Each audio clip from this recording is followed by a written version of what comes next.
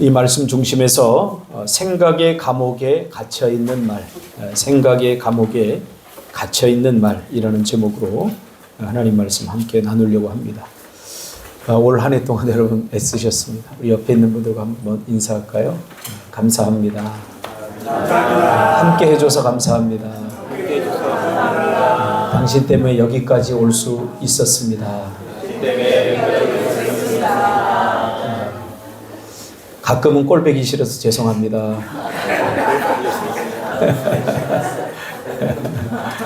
그렇죠. 그게 사람이죠.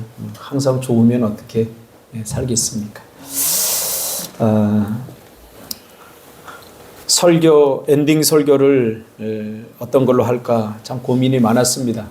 물론 1년 전에 대충 방향을 정하고 또 그달에 어떤 설교를 할까를 묵상을 다 해놓습니다. 저번 주만 해도 애쓰셨습니다. 여러분 고생하셨습니다. 그러면서 설교를 한 5분 만에 끝내고 시상을 하려고 시상의 그 상의 내용까지 한 사람 한 사람 다 적어놨어요. 사모는 밥상, 그 다음에 뭐 상을 다 적어놨어요. 근데 설교 묵상도 다 준비하고 끝냈는데 하나님은 뭔가 석연찮은 마음을, 미련을 내 마음에 남겨두셨어요. 그래서 사도행전을 읽다가 반드시 또 한 번 짚고 넘어가야 될 내용이 있구나 하고 그렇게 직감하게 하셨고, 그 내용을 오늘 짧게 다루면서 2025년 52주째 엔딩 설교로 오늘 본문을 가지고 마무리를 하려고 합니다. 사도행전 20장에 보면 에베소 교회 성도들에게 고별 설교를 하는 장면이 나옵니다. 사도 바울이 이제 그의 사역을 다 마치고 마지막 고별 설교를 하는 유언과 같은 말을 하죠. 이제 사역도 끝나고 더 이상 사역을 할 수 없을 만큼 사도 바울은 몸이 많이 쇠하여져 있었습니다. 그 시점에 이제 하나님이 이제 부르겠구나, 곧 그거를 사도 바울은 직감했던 것 같아요. 하나님이 곧 부르시겠구나. 그날이 얼마 남지 않았구나.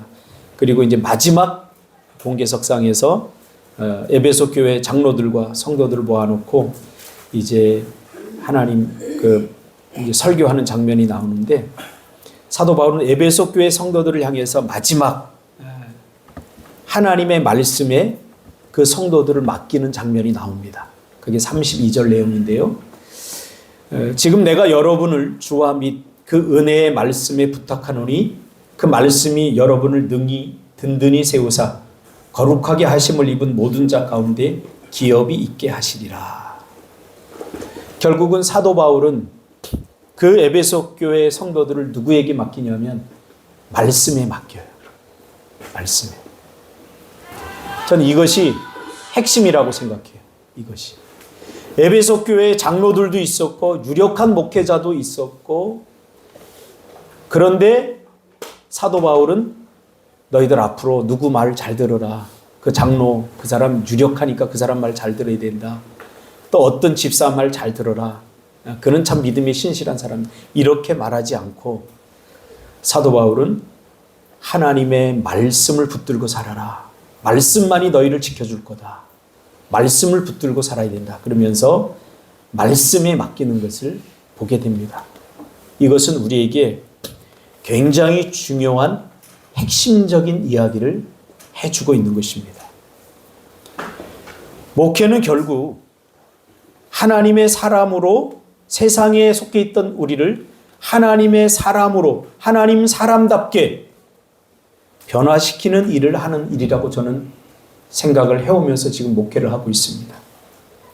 내가 변화시키는 것이 아니라 우리를 변화시키는 것, 하나님의 사람답게 변화시키는 그 핵심에는 바로 내 열심이나 내 노력이 아니라 하나님의 말씀이 변화시킨다는 사실이죠. 그러나 하나님은 저의 설교를 통해서, 저의 전하는 말씀을 통해서 나는 단지 씨를 뿌릴 뿐이고 자라게 하고 발화시키고 자라게 하고 열매 맺게 하시는 분은 바로 하나님이시라는 사실이에요. 저는 그걸 단 한 번도 잊은 적이 없습니다. 성탄절이 지나고 그 다음날 금요일 새벽, 그 새벽 예배 때 설교도 하나님이 말씀이 되신 이유에 대해서 함께 나누지 않았습니까? 저는 그 말씀을 나누면서 큰 은혜를 경험했습니다. 저는 늘 청소년 사역을 하면서도 그렇고 지금도 그렇고 앞으로도 그럴 것입니다. 왜 사람이 쉽게 변하지 않을까? 이게 제 삶의 큰 주제입니다. 여러분들은 얼마나 더 큰 집을 짓고 얼마나 더 좋은 그러한 곳에서 내가 잠을 자고 어떤 여행을 하고 이런 것에 관심이 혹여 있을지 모르겠지만 저의 관심은 그런 것에 있지 않고 저의 관심은 사람의 변화에 있습니다. 사람이 변화되는 게 그렇게 신기해요. 사람이 변화되는 게 그렇게 재미있어요. 사람이 변화되는 게 세상 그 어떤 것이 줄 수 없는 기쁨이 있어요. 오늘도 제가 은유리를 찾았어요. 은유리가 안 보이거든요. 항상 제가 오면 제일 먼저 저를 맞아주는 사람이 은유리예요. 딱 와서 뒷짐지고 딱 저를 딱 이렇게 앞에서 위에서 밑에 후에 훑어 딱 봐요. 인사 절대 먼저 안 해요. 그럼 제가 딱 째려보면 인사해야지. 안녕하세요. 이렇게 인사. 항상. 그러니까 걔가 어떤 시간 내가 궁금한 거예요. 근데 오늘은 안 보여갖고 제가 다 찾아보니까 없어요. 그래서 못 봤어요. 그래서 물어봤어요. 오늘 은율이 안 왔어? 부장 집사님한테, 장로님한테 물어봤더니 은율이 왔는데요? 그러더라고요. 왜 궁금하냐면 제가 은율이가 많이 변화됐어요. 많이 변했어요. 그냥 크면은 자연이 그렇게 되지 않아요, 절대로. 커서 그렇게 된 거예요. 우리 오성훈이의 기도, 오성훈 집사의 기도, 그리고 오성훈 집사님의 그 따뜻한 마음, 그 세 자녀를 데리고 믿음으로 키워보겠다고 처음에 왔을 때 제가 굉장히 교만해질까봐 제가 얘기는 안 했지만 이 마음이면 되겠다. 애들 잘 자라겠다. 그때부터 제가 생각했어요. 그래서 저 아빠의 마음을 보고 나도 쟤들한테 뭔가를 나도 씨앗을 뿌려야 되겠다. 교회 오면 절대로 그냥 보내서 안 돼야 되겠다. 그런 마음을 갖고 지금까지 있습니다.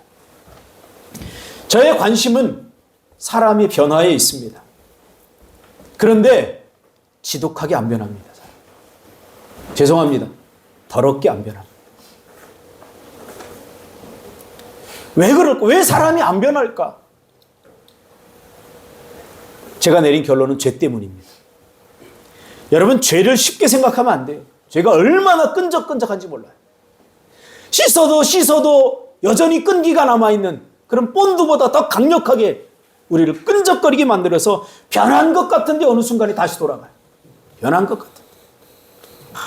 왜 그럴까에 대해서 고민합니다. 저는 설교를 그냥 대충 하지 않습니다. 이런 고민을 가지고 거기에 대한 해답을 말씀을 통해 찾으려고 애를 쓰면서 성경을 봅니다. 제가 내린 결론은 그겁니다. 죄가 우리 영혼과 정서, 생각, 마음의 사각지대에 구석구석 때처럼 끼어있기 때문입니다. 우리의 마음에, 우리의 영혼의 사각지대가 있어요. 보이지 않는 부분이 있다고. 인식하지 못하는 부분이 있다고요. 그러니까 우리가 바꿀 수 있는 것은 하나님의 말씀이 딱 때릴 때 이거 내가 잘못해서 다 바꾸죠, 웬만한 것들은. 그런데 그럼에도 불구하고 남아있는 영적 사각지대가 있다는 거예요. 거기에 오랜 세월에 걸쳐서 쌓여져 있는 그 슬러지들, 때처럼 끼어있는 완고한 그런 죄들이 있다고요. 그것 때문에 우리의 본질이 바뀌지 않고 일부만 바뀌는 거예요. 결국 다시 돌아가요. 저 사람 예배도 안 드리다 예배도 드리고 뭐 하나 또 어느 순간에 보니까 자기가 아쉬워서 그렇게 한 거지, 자기 문제가 있으니까 해결받으려고 온 거지, 또 해결되면 또 다시 돌아가요. 그 문제를 왜 내가 겪는지를 모르는 거예요. 그 문제를 통해서 하나님이 바꾸기를 원하시는 것은 내 문제가 아니라 나예요. 내 문제를 통해서, 내 어려움을 통해서 바꾸기를 원하시는 것은 더 좋은 환경이 아니라 바로 나예요, 나. 하나님의 백성답지 못한 나를 하나님 바꾸시기를 원하시는 거예요. 아직도 여러분 그거 보지 못합니까? 그거 보여야 돼요, 여러분. 신앙생활 20년, 30년 했는데 아직도 그걸 보지 못하면 지금도 환경이 바뀌면 또 다시 돌아가요. 어려움이 오면 또 다시 돌아가요. 하나님이 변화되기를 원하는 부분이 무엇인지, 본질이 무엇인지를 우리가 분명히 알아야 돼요. 우리의 인격과 정서와 생각과 마음을 움직이는 좀 더 영혼에 가까운 그 무엇이, 그것이 바로 가장 중요한 핵심 포인트예요. 왜 우리가 바뀌지 않을까? 우리의 무엇이 바뀌지 않은 걸까? 우리가 바뀌어야 되면, 우리가 변화되어야 되면 우리의 무엇이 변화되어야 우리가 변화된 것일까?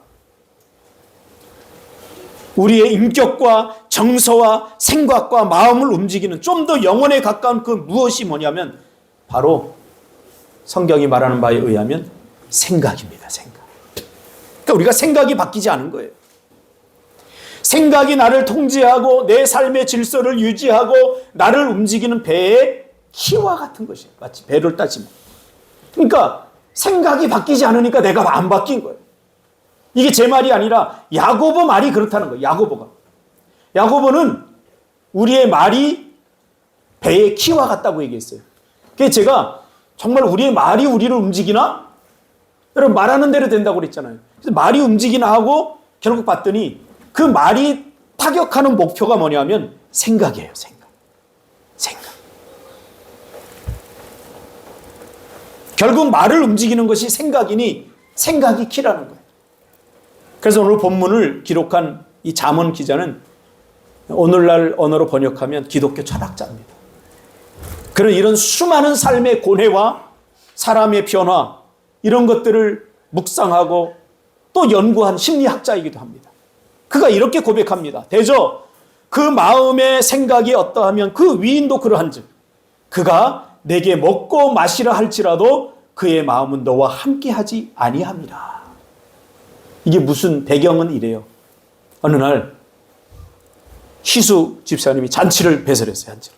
잔치를 배설하고 이제 초청할 사람들을 초청해야 되는 거야. 그래서 가다가 길거리에 최비영 집사님을 만났어요. 집사님 내일 잔치인데 오실 거죠? 그럼 가야죠. 그랬어요. 가다 보니까 반가운 사람들이 막 보이고 지연 집사님 내일 잔치인데 올 거죠? 그럼 가야지. 근데 가다 보니까 별로 초청하고 싶지 않은 사람도 만나게 된 거예요. 인이를 만나게 된 거예요. 근데 어떻게? 그래도 이야기는 해봐야 될 거 아니야. 그래서 인이야, 내일 선생님 뭐 할 건데 올 거야? 그러니까 인이가 가야죠 그런 거야. 근데 쟤까지 오면 이거 돈이 많이 드는데 쟤는 좀 안 왔으면 좋겠는데 그 내용이에요. 지금 이 내용 쉽게 말하면. 그리고 잔치에 초청을 해놓고는 쟤는 안 왔으면 좋겠다. 그렇게 생각하는 거예요. 오늘 쉽게 번역한.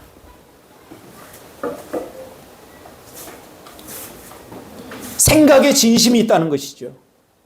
생각은 없는데 말은 했어. 그래 놓고 뒤에서 쟤 안 왔으면 좋겠다고 빌고 있는 거죠. 그게 오늘 본문 내용이에요. 말은 얼마든지 과장될 수 있고 속일 수 있고 그러나 속마음과 다를 수 있지만 마음은 속일 수 없습니다. 그래서 생각이 바뀌지 않으면 말도 바뀌지 않습니다.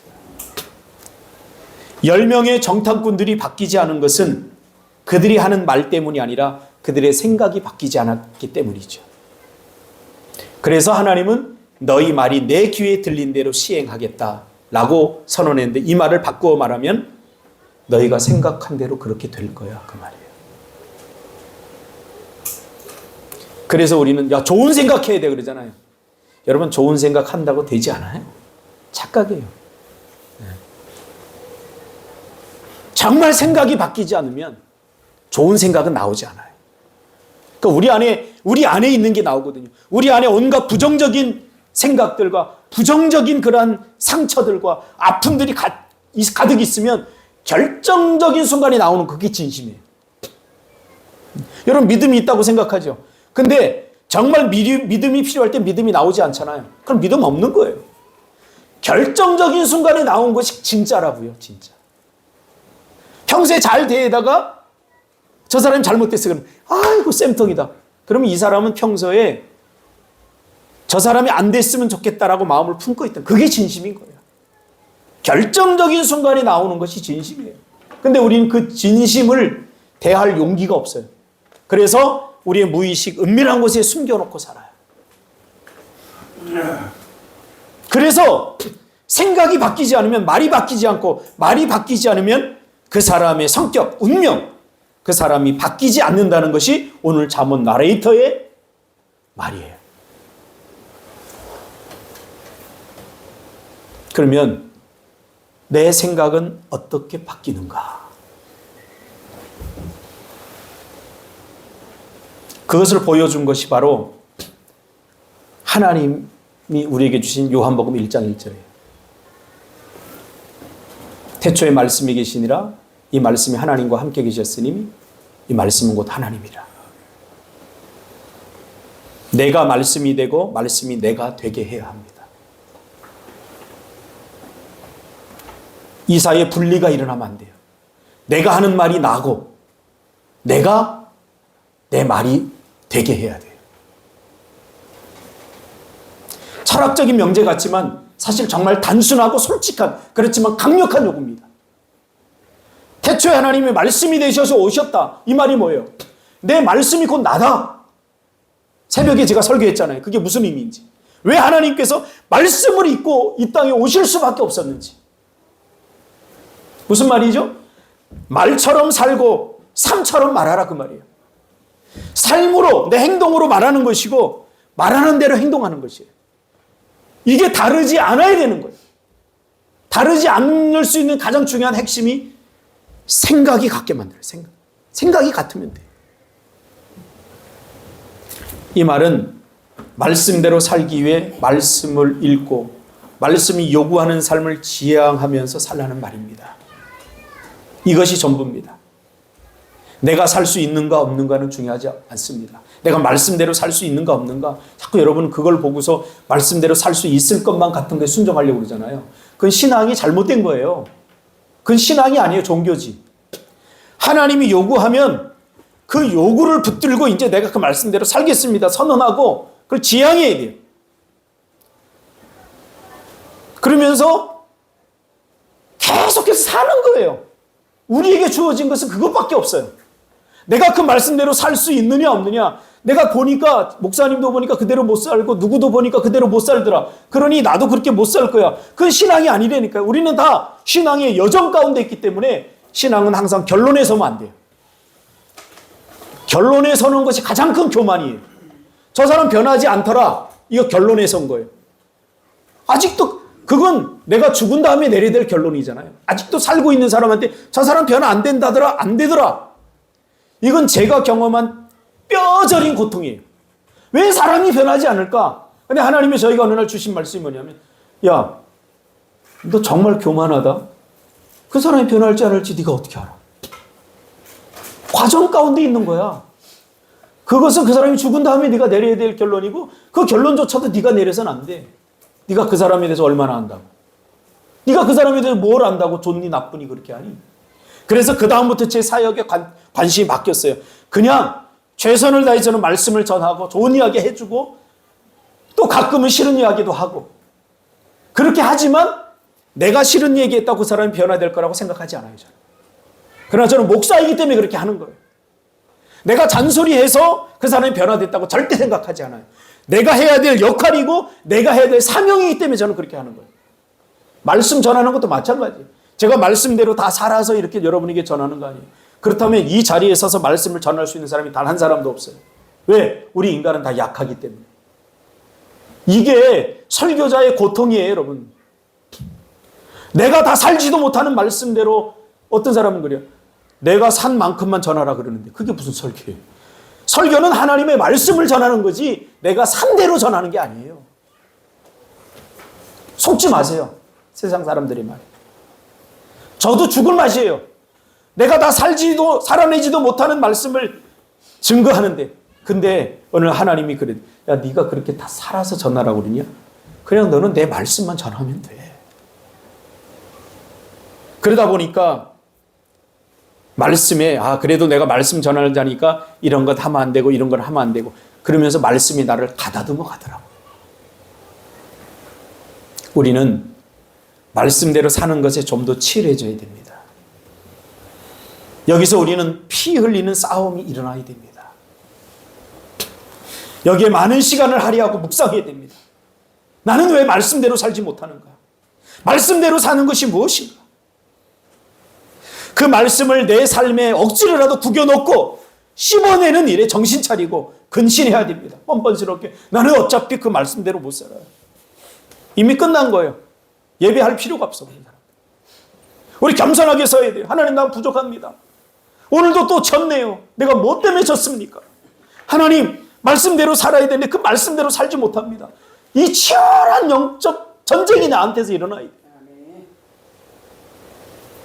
저는 성경을 읽을 때 제가 여러분에게 팁을 하나 주자면, 성경을 읽을 때 야, 이거 요셉에게 이런 일이 일어났구나, 다윗에게 이런 일이 일어났구나, 전 그렇게 읽지 않아요.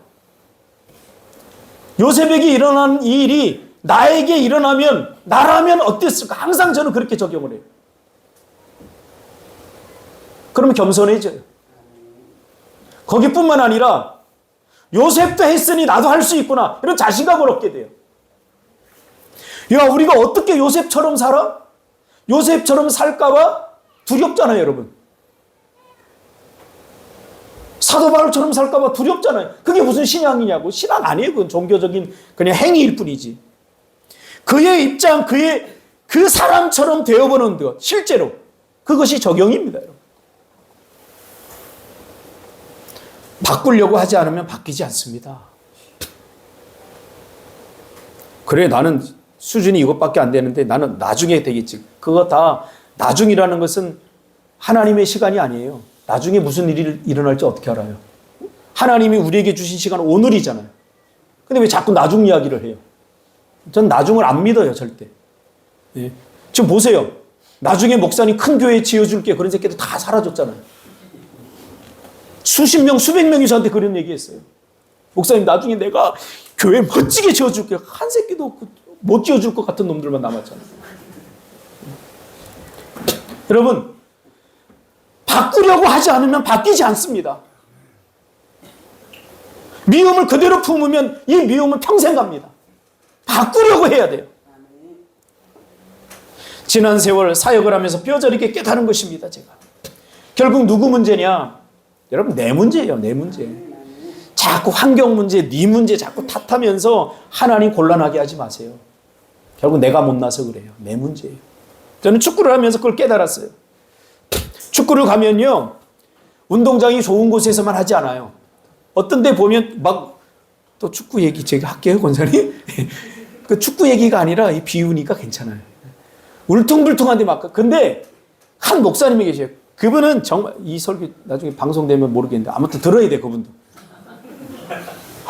매일 운동장 탓해요, 운동장. 그 운동장만 탓하는 줄 아세요? 어떨 때 보면, 오늘 멤버가 안 좋아, 우리 팀 멤버가 지면. 아무튼 그 사람은 천재예요. 핑계와 변명을 만들어내는데 천재야, 목사님. 여러분, 박지성이가 그러잖아요. 심판이 우리 편을 안 들어줬다. 그것도 경기의 일부다. 여러분, 컨디션이 안 좋으면 그것도 여러분이 살아야 될 인생의 일부입니다. 사람들이 말하는 최상의 컨디션으로 모든 걸 다 갖추고 했으면 좋겠죠. 그런 경우 절대 오지 않는다. 유씨, 최상의 컨디션은 오지 않아. 모든 것이 다 열악해. 중요한 건 뭐예요? 받아들여야 돼, 그거. 누구는 우리 아버지가 내가 5살 때 돌아가는 걸 내가 죽으신 걸 내가 알았을까요? 나도 좋은 부모 만나고 싶었어요. 대학 가는데 걱정 하나 없이 난 장학금 받고 다녀야 돼. 그런 대학 내가 찾지 않고 부모님이 어떤 대학 가든 다 등록금 대주 그런 부모님 만나고 싶지. 누가 난 장학금 받지 않으면 난 못 가는 그런 형편을 내가 택하고 싶었겠어요? 근데 중요한 건 뭐냐면 나는 알았어요. 받아들여야 한다는 사실을. 내 인생이 어떻든 내 주변에 어떤 사람을 만나든 내 목회 여러분 같은 사람하고 하고 싶지 않아요. 말만 하면 다 순종하는 사람과 하고 싶지. 여러분처럼 뺀질거리는 사람과 하고 싶지 않아요. 그건 내가 선택할 수 있는 게 아니에요. 그러나 저는 여러분 때문에 감사합니다. 하나님 감사합니다.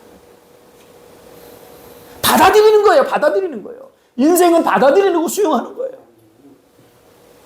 거기서 기적이 일어나는 거예요. 누군 요렇게 키 요렇게 작고 싶겠어요? 어떤 사람이 물어봐요. 군대 갔다 왔어요? 군대 갈 수 있는 키는 됐어요, 지금. 그것도 3cm는 여유가 됐어요. 가니까 나보다 더 작은 애도 있더라고. 할렐루야. 항상 우리는 나보다 못난 사람에게 위로를 받아요. 나보다 잘난 사람에게 상처받고 나보다 못난 사람에게 위로를 받는데 우리 주변에 나보다 못난 사람들이 많다는 사실을 기억하시기 바랍니다. 여러분 받아들이세요. 수용하세요.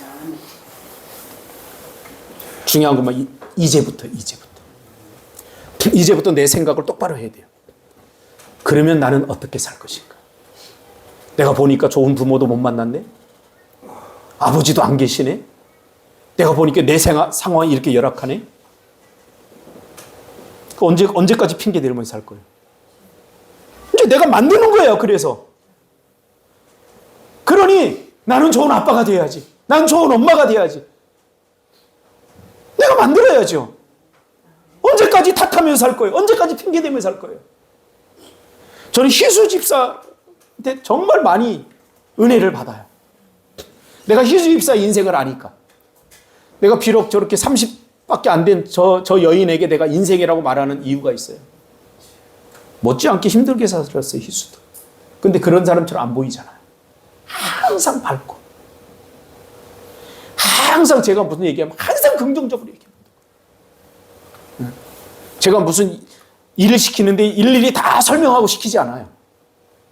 어떤 놈은 목사님이 일을 시키는데 제대로 이야기도 안 해줬다 그러고 그렇게 막 불평하는 놈들도 있어요. 누구라고 말할 수 없지만 김태환 장로.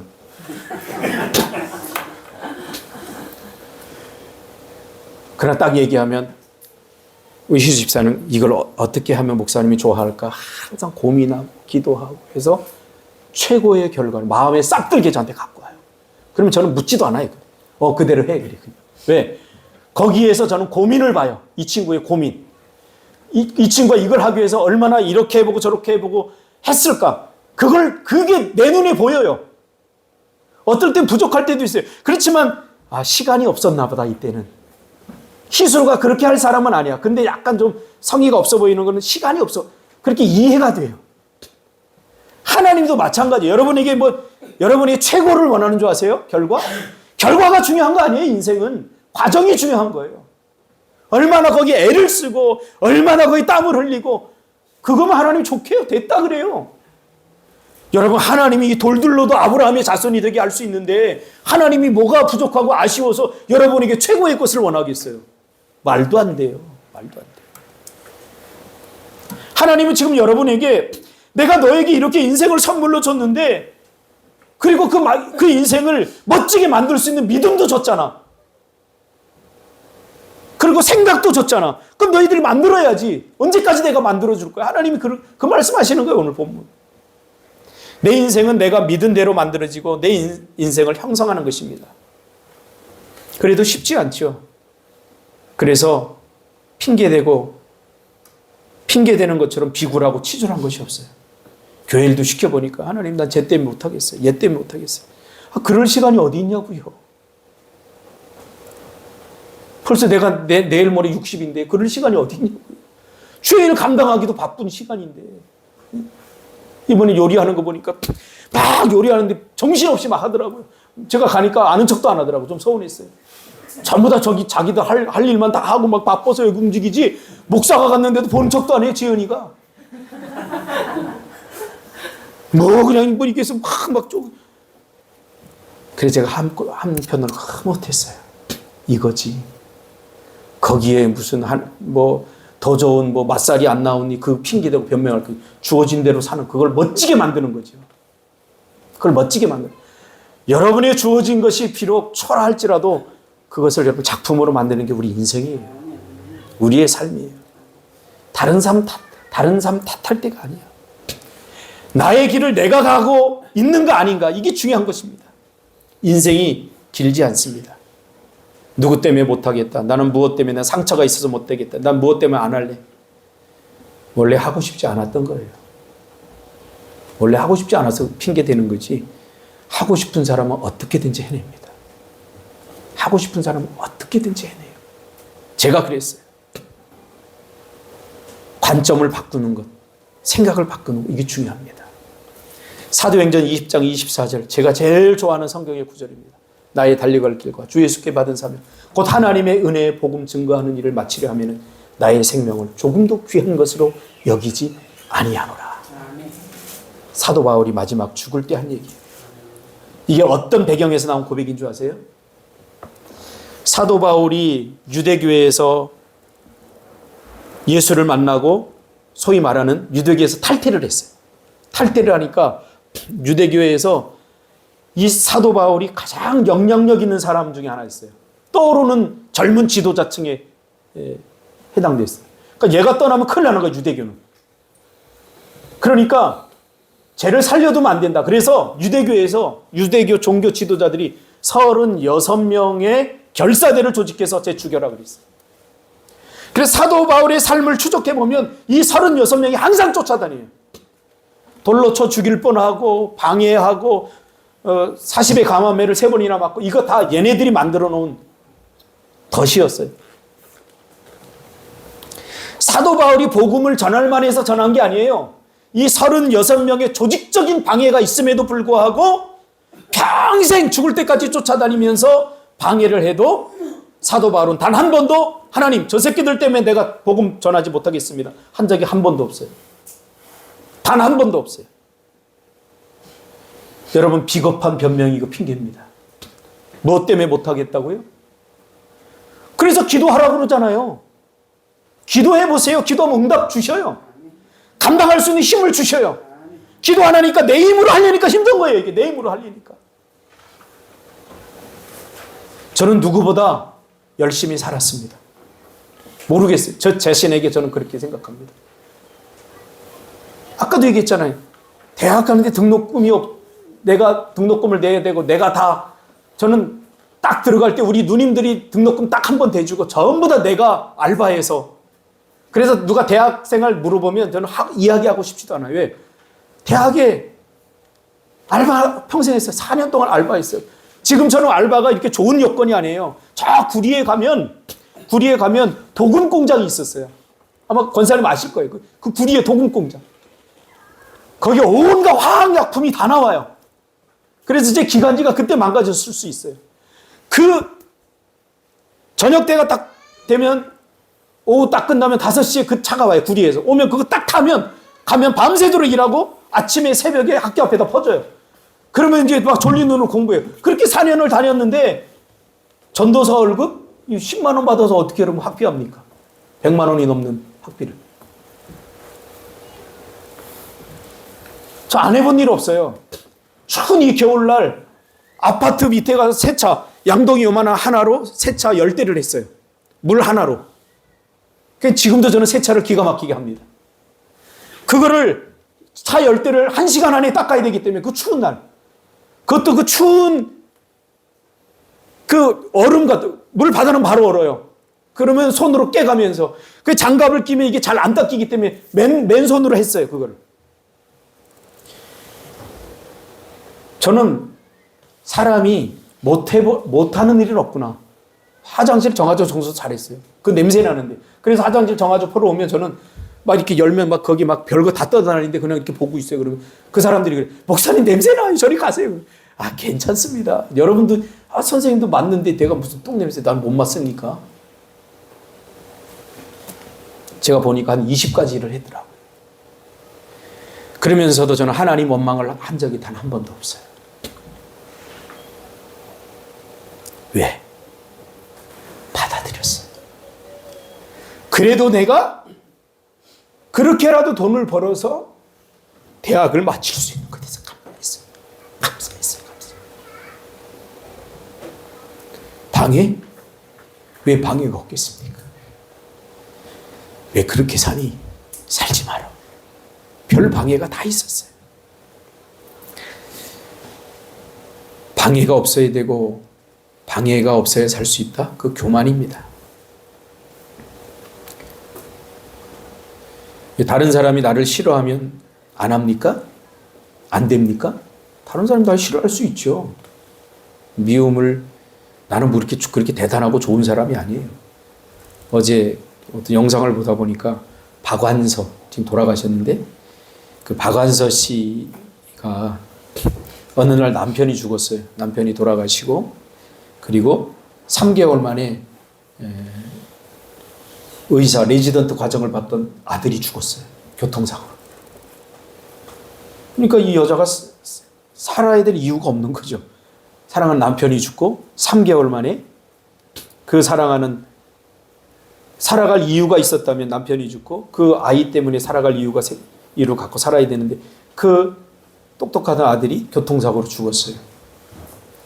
그래서 열받아가지고 이 박완서 씨가 소설을 하나 썼는데 하나님께 따지는 소설을 써요.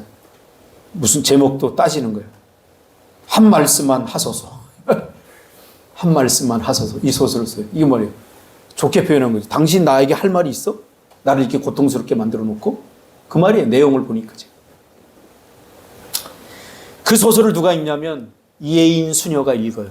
그 소설을. 읽고 나서 거기서 신께 대드는 이 박완서 언니를 보고 편지를 작성합니다. 그 편지 안에 여러 가지 위로의 말도 있지만 비수 같은 질문이 하나 적혀 있었습니다. 이런 질문이었어요. 언니, 왜 고통이 언니에게는 일어나서는 안 된다고 생각해? 그 순간 이 박완서가 깨달았다고 고백합니다. 나만은 불행을 피해 가야 한다는 생각이 얼마나 큰 교만인지. 고통은 누구에게나 찾아올 수 있는 삶에 피할 수 없는 길임을 비로소 받아들였다는 거예요. 그러자 다시 글을 쓸 수 있는 힘이 생겼다는 거죠. 여러분이 어떤 고통을 겪든 어떤 어려움을 겪든 나만이 겪는 거 아닙니다. 받아들이세요. 받아들이세요. 하나님께 왜 내가 하필 왜 나만 이렇습니까? 아니에요. 우리 모두가 다 똑같아요. 이 고통에서 피할 수 있는 사람은 없어요. 여러분이 보기에 정말 행복해 보이는 사람도 다 고통이 있어요. 우리의 삶은 어차피 다 고통이에요. 아픔이에요.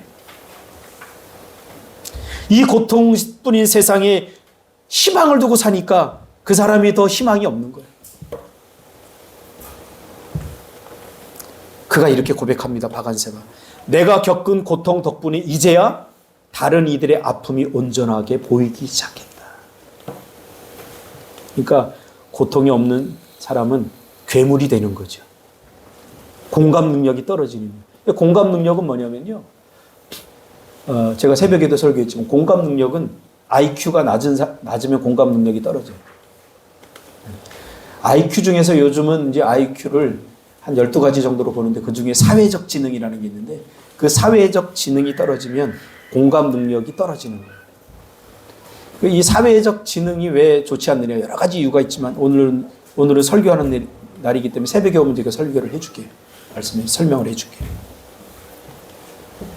우리는 다 비슷한 사람들입니다. 여러분들이 이렇게 봐서 저 사람 좋은 사람이다.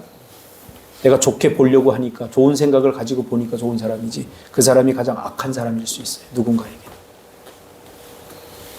그 사람이 가장 이기적인 사람일 수 있어요. 그러니까 자기를 좋게 보이기 위해서 자기의 진심의 생각을 숨기고 그럴듯하게 행동하면 좋은 사람처럼 보이는 거예요. 여러분 주위에 보면 나쁘게 보이는 사람이 있죠. 그 사람이 가장 마음이 따뜻한 사람일 수 있어요.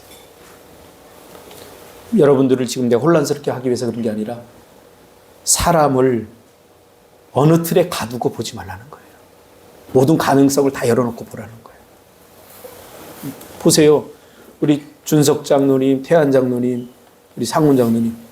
저 친구들이 끝까지 제 곁에 남아서 함께 목회를 도울 줄 좀 꿈에도 생각 못했어요.